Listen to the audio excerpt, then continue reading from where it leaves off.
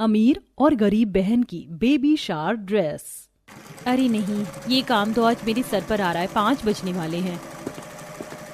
पूजा बेटा, ये ले, मैं तेरे लिए दूध लाई हूँ। रात से ही मेरी बच्ची काम में लगी पड़ी है। तेरे सिलाई के कपड़े सिले कि नहीं? माँ, मैंने कपड़े तो सिल दिए हैं, बस ये एक प्लाजो रह रहा है तो मैं ये सिल रही हूँ। आप मेरा एक काम कर दो ना माँ, ये जो काले कलर की कमीज पड़ी हुई है ना माँ, इसके जरा चाक जमा कर इन पर तुरपाई कर दो ना माँ। ये कमीज मुझे शाम 5 बजे तक देनी है। 5 तो बस बजने ही वाले हैं बेटा। अगर ये सूट अर्जेंट था तो मुझे पहले से बताना चाहिए था। और ये तानी भी तो आज सुबह से घर में ही है, आज तो ये कॉलेज भी नहीं गई, इससे तुरपाई करवा लेती। नहीं माँ, उसने करने से मना कर दिया। मैंने तो उसे बोला था कि तुरपाई कर दे, लेकिन वो मानी ही नहीं। क्या नहीं मानी वो? लेकिन किस लिए? इस लड़की ने तो मुझे बहुत ही गुस्सा दिलाया हुआ है। रुक, मैं उससे अभी पूछती हूँ। तानी, कहाँ है तू? यहाँ बोलो माँ, क्या बोल रही हो? तेरी बड़ी बहन सुबह से बल्कि रात से सिलाई मशीन पर बैठी हुई, कब से बेचारी को खाना भी खाने का वक्त नहीं है। तू इसके काम में जरा सी मदद नहीं करवा सकती है? एक यही है जिसके दम पर घर में रोटी बन रही है, तेरे बाबा के जाने के बाद। अगर इसने काम न संभाला होता तो तू आज कॉलेज भी नहीं जा रही होती। समझ आया? क्या है, क्या दिक्कत है आपकी? क्या करवाना है आपको मुझसे? जब देखो शिकायत शिकायत। और अगर ये काम कर भी रही हैं तो वो इनकी मर्जी है। मैंने थोड़ी ही बोला था काम करने को, इनसे सिलाई आ गई सो ये करने लगी।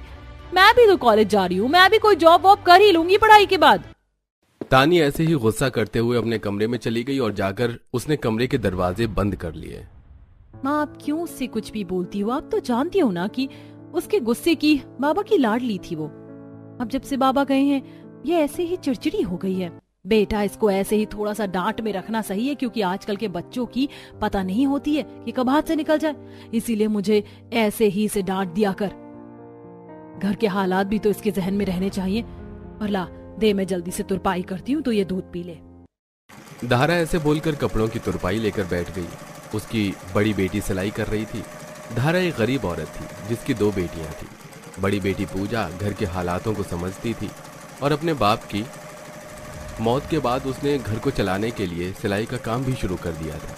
वहीं दूसरी तरफ तानी, जो कि छोटी बहन थी, उसका मिजाज अलग था। वो कॉलेज जाती थी और घर के हालातों से भी उसको कोई मतलब नहीं था। आज का दिन पूजा का सिलाई मशीन पर ही गुजर गया।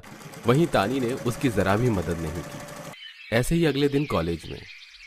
ओहो तानी, तू आखिर आ गई। वैसे कल कॉलेज क्यों नहीं आई थी? घर वालों ने परेशान किया हुआ है, बस अब कल की बात मत पूछो। वैसे आज अंकुश कॉलेज आया? हाँ आया है, अंकुश तो कल भी आया था, लेकिन तुम नहीं आई थी।